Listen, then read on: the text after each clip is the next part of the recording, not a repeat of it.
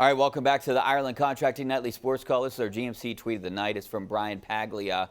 And look, Pony, this goes to show you that Pitt, most improved Power 6 team out of all these teams, ahead of Mizzou, Alabama, NC State, Maryland.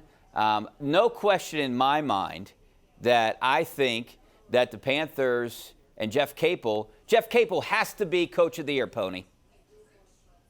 Yes, he does. I mean, we were talking about the NIT would have been progress for this team if they just had a winning record and made it into the not invited tournament. If they had done that, it would have been considered a good year at Pitt, given everything that they had gone through, the winless season with Kevin Stallings, all the losing, the chaos that was the program where you had upheaval, guys were leaving. There wasn't a lot of winning gone on. They had never been ranked under Jeff Capel. So to put it all together seemingly overnight, where it's really happened since really around New Year's Eve when they beat North Carolina.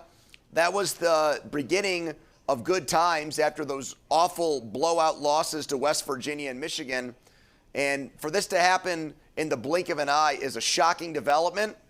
I thought Jeff Capel might have been fired after last year, but because the buyout number was so high, he got another chance, and he's definitely making the most of it this year, Richie. All right, switching subjects a little bit. I copied what you and Mueller have been doing. I've been into these PFF, the mock drafts, the draft simulator. I did one today.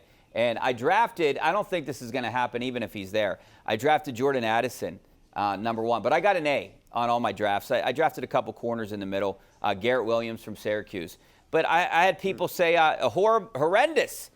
Like all these experts on Twitter telling me my draft was horrendous. Well, that's because they don't like the Jordan Addison pick. And even though Kenny Pickett keeps begging for Jordan Addison, fans don't want that because they want to see the team draft either a corner or an offensive lineman with the first pick. That's fine and dandy. You want that right now. That's your top of your wish list in late February for those things. Tremendous. But I'm not convinced that the left tackles are going to be there by the time the Steelers pick at 17. I don't think Joey Porter Jr. will be on that board when the Steelers pick at 17. I think we'll be looking at maybe the third or fourth best corner. I think that's too early for an inside linebacker. I don't think you want to draft a safety there, saying that you already have Minkah, even with Edmonds maybe leaving in free agency. I think you got to go with the line. But to be totally blunt, Richie, I've got no problem. If Kenny Pickett believes that he's got incredible chemistry with Jordan Addison and thinks that can work at the NFL level, if those offensive linemen are gone and he's there at 17, I have no problem with that pick because you need weapons. The Bengals won with 3 receivers, Boyd, Higgins, and Chase. And even though I don't think Addison, Johnson, and Pickens are as good as those 3, I still think it gives defenses a lot to think about in terms of who do we defend, especially when you factor Freiermuth in and Najee in too. So I would not hate that pick if that's how it went down. Yeah, well, you saw the Bengals did it. It's working for them. All right, let's go out to our phone lines. And our number one Cochran call tonight is Bill from Pittsburgh. How you doing, Bill? Hey guys, how you doing? Hey, I was just curious, what's going on with the AT&T Sports Network? Is we going to have go back to Penn Vision again to stream hockey? And yeah, Bill, I don't think you have to worry about anything right now. I think this is just a bunch of people have to get things in line here. You saw the reports that basically AT&T is going to hand it over to the Pirates and the Penguins, and they're going to eventually take it over.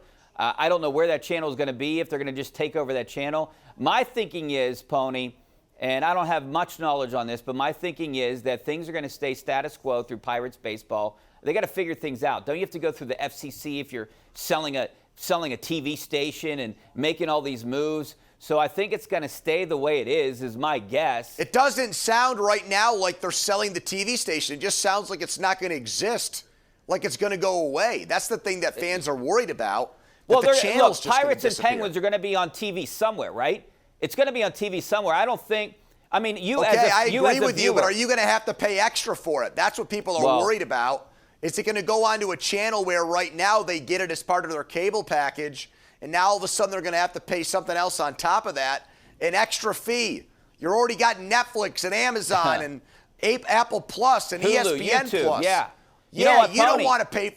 It's heading Yeah, in that people direction. don't want to pay There's for no something question else. it's going to happen in a couple years, but I don't think it's going to happen this year. I think you're going to see maybe AT&T stick around a little bit longer than they say that March 31st deadline, which was reported. I think you have to go through the rest of the season at least on that channel. But look, you as a viewer, outside of paying for it, you don't care what channel it's on, right? You don't care if it's on channel 1 or channel 10, as long as you can see the Pirates and the Penguins play. And I think viewers at home, at least this year, are going to be able to see that somewhere on your cable. But moving forward, if the teams take it over, I would imagine if MLB takes it over, that's the direction they're headed.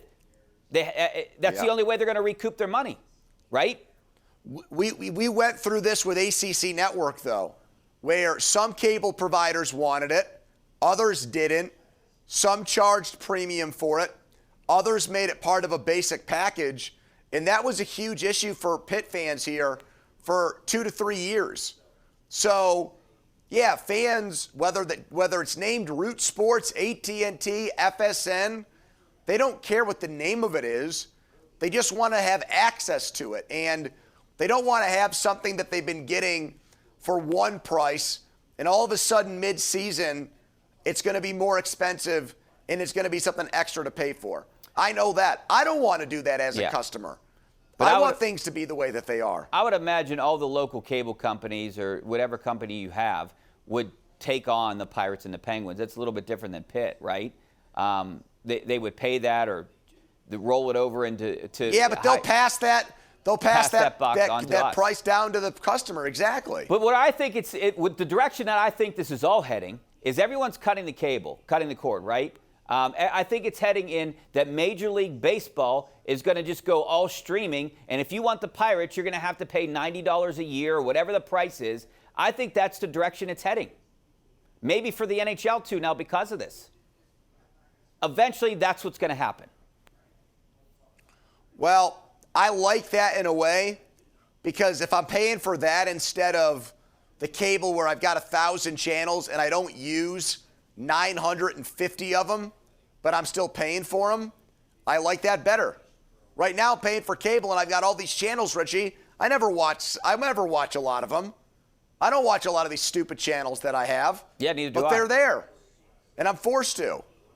But don't you think that's going to eliminate a lot of fans, a lot of Pirates fans, a lot of Penguins fans? I can tell you, like my mom, my wife Kelly, they would never pay $90 or whatever it is to just go get the MLB package or the NHL package. That's only for the fans, right? Die-hard fans. Like an average housewife, mom, guy that doesn't care about sports, whatever it might be, they're not going to pay that. So I feel like you're losing fans by doing this. It's a good point. I don't know how that would work for bars and restaurants and places like that, too, in terms of getting those on every TV. Would they have to pay $90 per TV? Is that how it would work at home? If I want it out of my basement, if I want it upstairs? I would imagine you would pay for a subscription, right? Just like the NFL package, right? You would pay for all the teams or you would just pay for the Pirates. Now, I'm not saying that's going to happen this year. I'm just saying that's the feeling that I have. That's the direction I think it's going to go. Well, that's logical. I mean, they got to get this money from somewhere. Right, and you're allowed to speculate about it because there's not been good answers. All they've said is that, hey, the games will be on.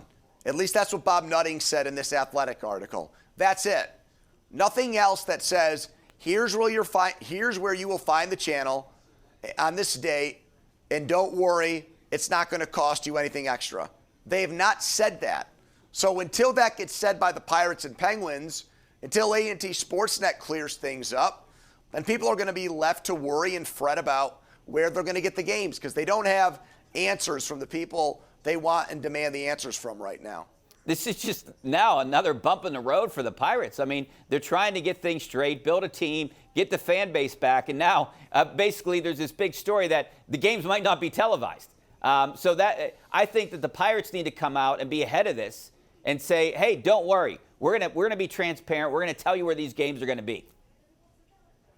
Yeah, maybe they don't know yet. I mean, they've got $60 million, according to this Athletic article, that they get paid annually by by the Discover, the Time Warner Discover, whatever the heck that conglomerate is, Warner Brothers Discovery, that owns AT&T Sportsnet. Now where's that money going to come from? Who's paying it to them? If the company's bankrupt, they don't have it. Or if the channel's bankrupt, they don't have it to pay the Pirates. So, and that's why, yeah, I mean, that's why I think it's Major League Baseball is going to take all these over, and you're going to have to pay for it. Just because, how are they going to get that money to pay for these big-time contracts? You get Ohtani's going to get like $500 million. I mean, these contracts are outrageous. So what's that mean? That that Major League Baseball is going to divide the TV money 30 ways evenly? The Pirates are going to get just as much as the Yankees? I don't know. If they take it over? I don't know what the formula is, but, I mean, the NFL has a pretty good formula. I know they have less games. Maybe this will help get a salary cap, a salary floor in place, something like that. Maybe this, in the grand scheme of things, could be good for Major League Baseball. Well, the president of the Players Union said yesterday that basically over his dead body will there be a salary cap. As long as he's running the Players Union, it'll never happen. That's from Tony Clark. Well, I think there needs to be a floating salary floor. We got to take a break. Back with your phone calls coming up next. Stay right there.